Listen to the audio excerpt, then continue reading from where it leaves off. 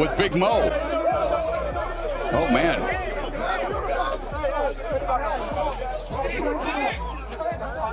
Christopher, you ready? Are you gonna keep boxing? Yeah. You really love this shit, huh? Everything fell apart for Jake Paul the second Anthony Joshua delivered that devastating reality check. And when Logan Paul saw his brother get absolutely demolished, the rage took over completely.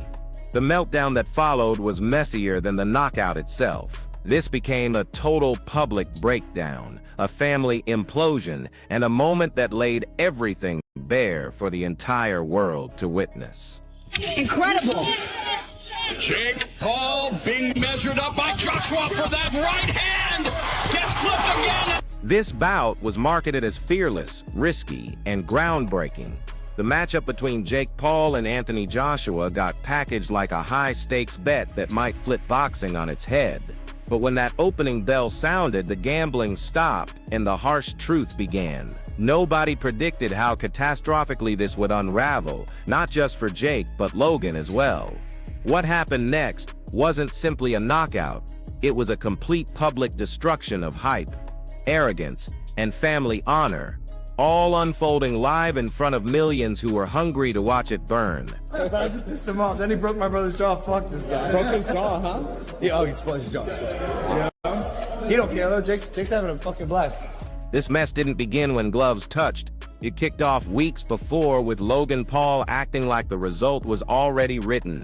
Through ringside interviews and social posts, Logan hammered the same narrative. Anthony Joshua was washed up, overvalued, vulnerable. He actually claimed Joshua was dropping rounds before any punches were even thrown. Words like career killer got tossed around like promises instead of predictions. Logan wasn't simply backing Jake anymore.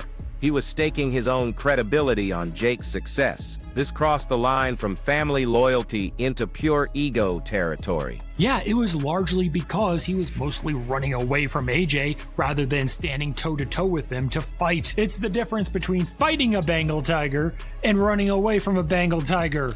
The promotional blitz reached fever pitch. Millions tuned in for the build-up. Combat sports experts kept hammering the same reality. There's a massive gulf between content creator boxing and facing a legitimate heavyweight who shared rings with world champions. But those warnings got buried under all the noise. Logan kept talking, Jake kept buying in, and the Paul empire kept amplifying itself right up until the moment everything shattered. It is. Oh, the uppercut! He took it! Jake Paul took it! Oh, the right hand punch! Oh! Once the actual combat began, the skill difference was undeniable. Joshua stayed patient, stayed calm, he watched and waited. Jake appeared rigid, awkward, and out of place. By the middle rounds, confidence had evaporated. This became about staying conscious. Joshua floored Jake twice in round 5, crushing knockdowns that drained hope quickly. Then he repeated it in the 6th. 2 more trips to the canvas, 4 total. At 1 minute 31 seconds of the 6th round, everything ended. Knockout. No arguments. Just dead silence where all that hype used to live. Since he quickly realized fighting AJ was not going to work for him, he naturally began incorporating even more flight, running away, and freezing, falling to the ground at any chance he had, just to survive the rounds. I mean, all it's doing is buying Jake Paul more time. I don't like it at all. Do you remember what Mike Tyson famously said? Everyone has a plan until they get punched in the mouth. Anthony Joshua's gigantic. So big. He's so big. He's so much bigger. So, of course, like, his punch that he knocks Tyron Woodley out cold with, Joshua just eats it. Yeah. Because he's a giant. Yeah. He's a fucking giant. The statistics told an even uglier story. Jake connected on just 16 shots out of 56 thrown. That's not competitive boxing. That's complete domination. The physical damage went beyond symbolic too. Jake walked away with a double fractured jaw requiring emergency surgery. This wasn't some tight contest that slipped away. This was a complete mismatch that ended exactly like the experts predicted. Then the cameras found Logan. I'm just so proud of him. My mom has me. Your brother fought his ass off, man. I mean, Weights have taken that right hand and only took 1. I'm just so proud of him.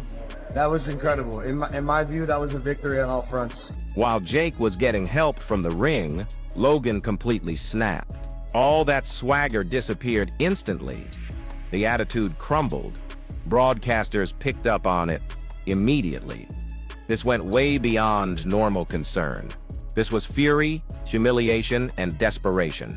Logan exploded emotionally, clearly enraged, not at Joshua but directed at Jake. In that instant, it felt less like a caring sibling and more like someone watching their entire public persona collapse as real time. He's going to be terrifying, and he's going to have a lot to prove. He's going to be very angry that Jake Paul wants to fight him. That's what made this so painful to witness. Logan had been running his mouth for weeks. Now the planet was cackling. His bold predictions got replayed alongside knockout footage. His cockiness got replayed while Jake was being helped away. Millions absorbed it all as it happened. The Paul brothers had lost control of their story. They were prisoners of it now. Like, minus the actual victory, of course, but bro, like, no one expected him to last 6 rounds with AJ. In my opinion, he won 4 of them. People will argue that. He at least won 3. No one expected him to last that long. Rolled his ankle, broke his jaw, still fucking fighting, man. Like, that's toughness. Behind the scenes, the fury kept burning. Sources described Logan yelling, visibly shaking, fighting to control his temper. This transcended losing a single fight. This was about getting completely exposed. Anthony Joshua didn't just flatten Jake. He revealed the boundaries of the Paul phenomenon. He revealed the chasm between marketing and reality, and Logan felt it instantly. Honestly, it's one of the most insane situations ever. The internet response was merciless. Supporters ridiculed the pre-fight boasts. Experts dissected every failed moment. Boxing voices said what everyone was thinking. Influencer boxing dies when legitimate heavyweights show up. Logan's breakdown went almost as viral as the knockout. Clips, jokes, arguments flooded every platform. Some called him emotional, others labeled it desperation.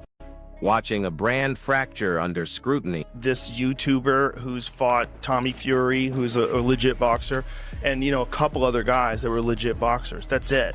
Like everyone else he's fought Ben Askren, who's really a wrestler.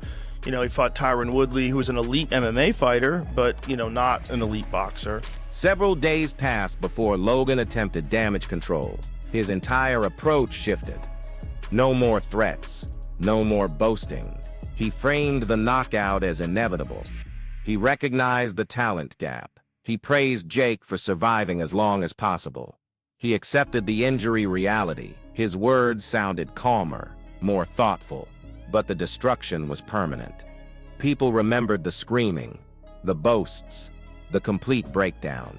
What intensified this whole situation was the family dynamic. This wasn't simply a defeat.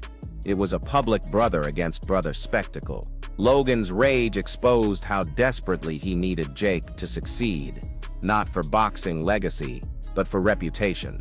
When Jake crumbled, Logan crumbled alongside him, and everyone witnessed it happen. Clearly. And there's some sort of a rehydration clause. Listen, kids, it ain't gonna matter. There's not a chance that Anthony Joshua is not going to just lose the weight beforehand. He's not going to come in drained. What he's going to do is just do extra cardio.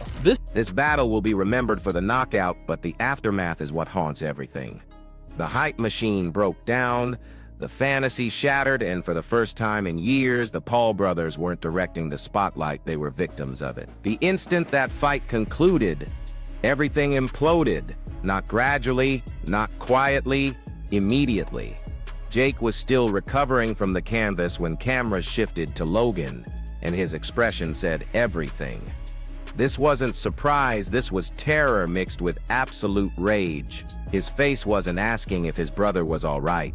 It was screaming this was never supposed to go this way, and while Jake was getting assisted out, jaw shattered, head hanging, nobody expected Logan to completely lose his mind in front of the universe. I think the camp wasn't 100%. Is that accurate? That's kind of what I was gonna ask. Like, do you feel like it was your best camp? No, I mean, just because I was weighing 200 pounds when we confirmed the fight. Logan didn't just appear frustrated. He looked deceived. like someone had just destroyed his master plan without notice. One moment he's the most confident person around. The next he's walking in circles, making fists, snapping at everyone nearby. Cameras captured him cursing, head shaking, obviously livid. The vibe was insane.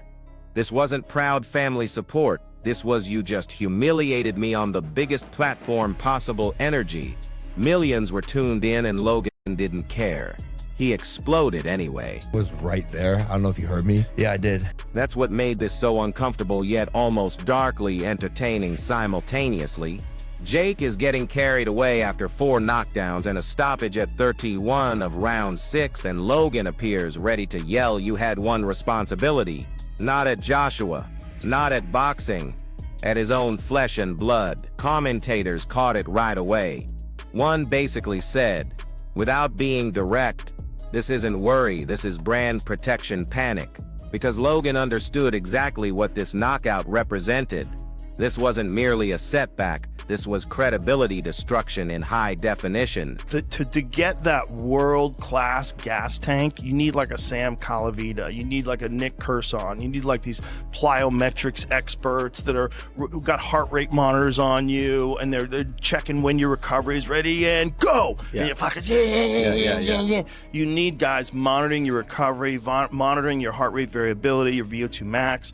For weeks, Logan had been speaking like Joshua was finished. Like this fight was preparation for the Paul Celebration Tour. He said legacy ender with complete conviction.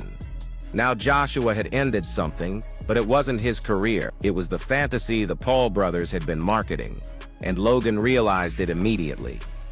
You could tell by how he couldn't stay still, how he kept moving his hands, how he appeared less like family and more like an investor whose portfolio just collapsed. A guy who just had a boxing match that looks like a sparring match with a 58-year-old Mike Tyson. And then you're going to fight one of the absolute scariest knockout artists in the heavyweight division. Backstage conditions didn't improve. If anything, they intensified.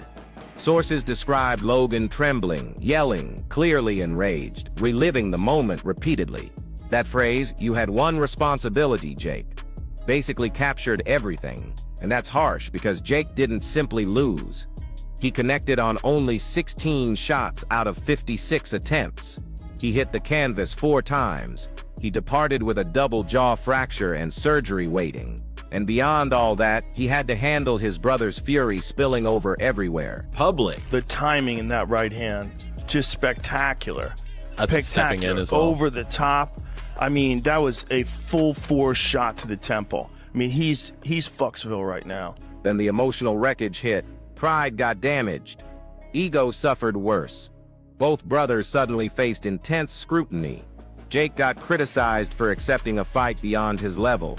Logan got criticized for talking endlessly, then having a meltdown when truth arrived. Every reaction video, every podcast, every comment thread became group therapy they never requested.